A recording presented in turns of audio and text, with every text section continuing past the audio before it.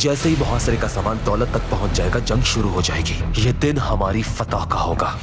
मौदूद को किस तरह गिरफ्तार करोगे? फिक्र ना करें मेरे सुल्तान, उसी के जाल में उसी को फंसा लूंगा। तैयारी कर ली जाए फौरन, जंग का वक्त हो चुका है। सलाउद्दीन की कोई खबर? अभी तक नहीं मेरे सुल्तान। अल्लाह करे वो मौदूद को बर वक्त ले आए, वरना जंग छिड़ जाएगी। फूट पड़ो! खेल खत्म हो गया मलिक मौदूद, या तो एतराफ करोगे या मरोगे।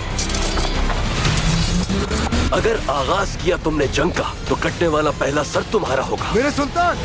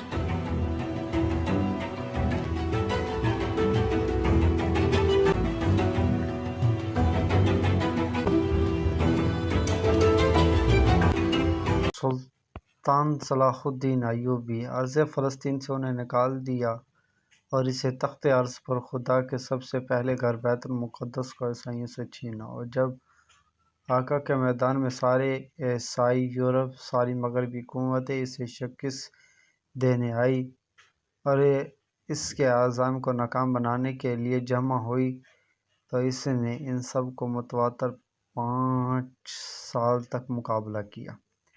इसने इस 5 साल में यूरोप के 6 लाख अफराद पर मुश्तमिल फ़ौज के 3 हिस्से तबाह करके गार में धकेल दिए। इसने इस वक़्त के 3 बड़े यूरोपी ताजरों, शाह फ्रांस, शाह जर्मनी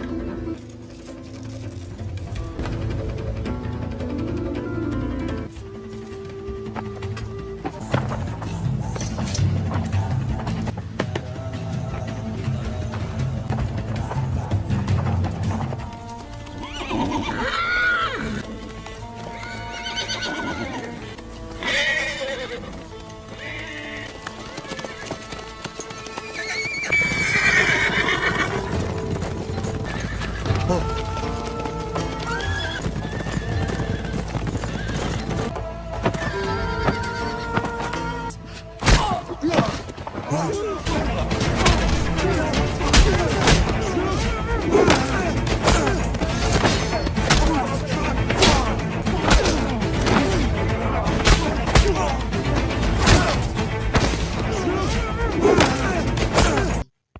صلاح الدین ایوبی عرض فلسطین سے انہیں نکال دیا اور اسے تخت عرض پر خدا کے سب سے پہلے گھر بیت المقدس کو عیسائیوں سے چھینا، اور جب آقا کے میدان میں سارے عیسائی یورپ، ساری مغربی قوتیں اسے شکست دینے آئی اور اس کے عزائم کو ناکام بنانے کے لیے جمع ہوئی، تو اس نے ان سب کو متواتر 5 سال تک مقابلہ کیا۔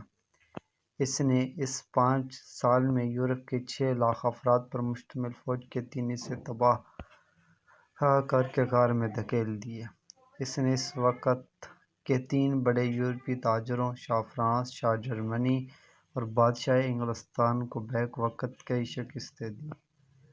خدا کا خوب معلوم ہے کہ اگر وہ اپنے بندے صلاح الدین کو آگے نہ بڑھاتا، اگر صلاح الدین اپنے غیر معمولی دانائی اور اپنی فرشتوں ایسی نرمی اور حمالی ایسے عزم کے ساتھ مسلمانان شام، مسلمانان مصر اور عراق، موصل کے باغ اپنے ہاتھ میں نہ لیتا، تو 6 صدی ہجری کی تاریخ بالکل مختلف ہوتی، اور وقت کا نقیب اس قوم کی بربادی پر ایسے روتا ہے جیسے اس وقت رویا جا رہا ہے۔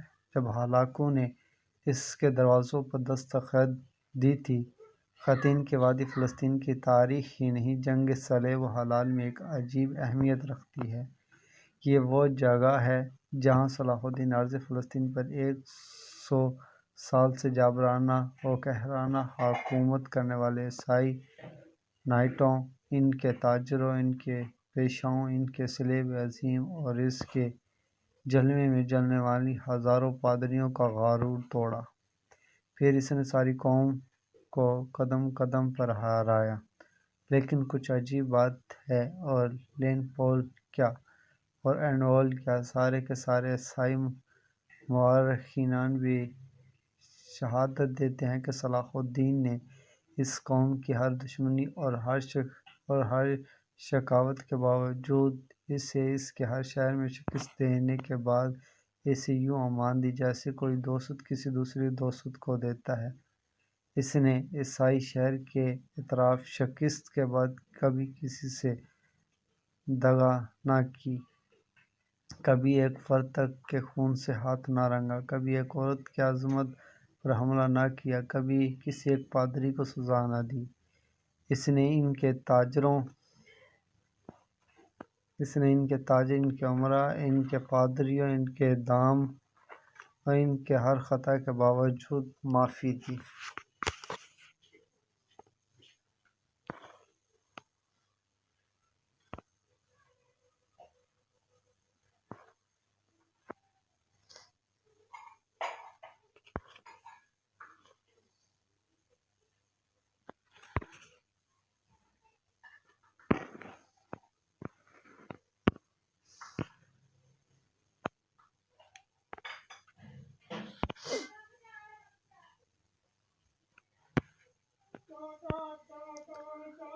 پادریوں، تم نے اس شخص کو قتل کر ڈالا جو روم کا دفاع تھا، اب تمہیں خداوند کی قہر سے کوئی نہیں بچا سکتا۔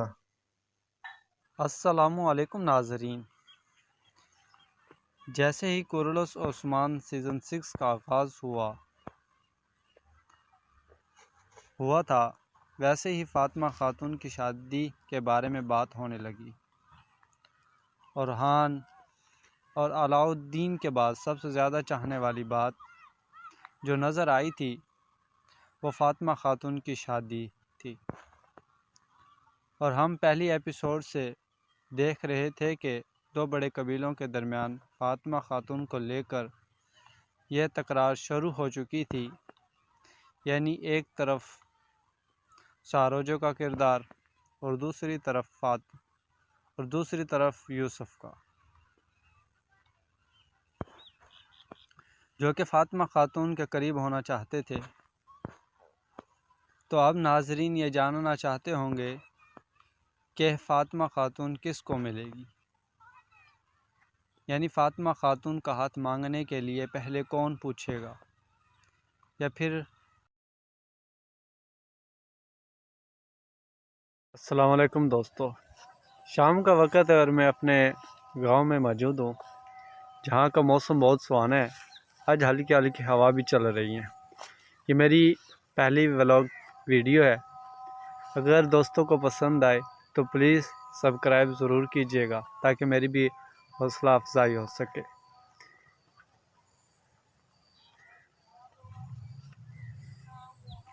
شام کا موسم بھی کتنا سہانا ہوتا ہے، یہ دیکھنے کے لیے میں اپنے گاؤں میں آیا ہوا تھا،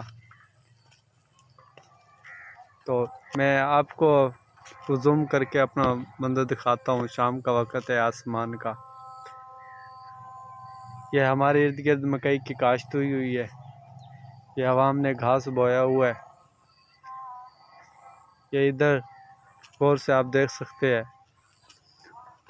یہ گھاس ہے، مکئی جسے کہتے ہیں، اور یہ دھان کی کاشت کی ہوئی ہے۔ شام کا وقت ہے اس لیے میرے کیمرے کا رزلٹ صحیح نہیں آ رہا، اور یہ دھان کی کاشت ہے جسے آپ چاول کہتے ہیں، یہ دیکھیں آپ۔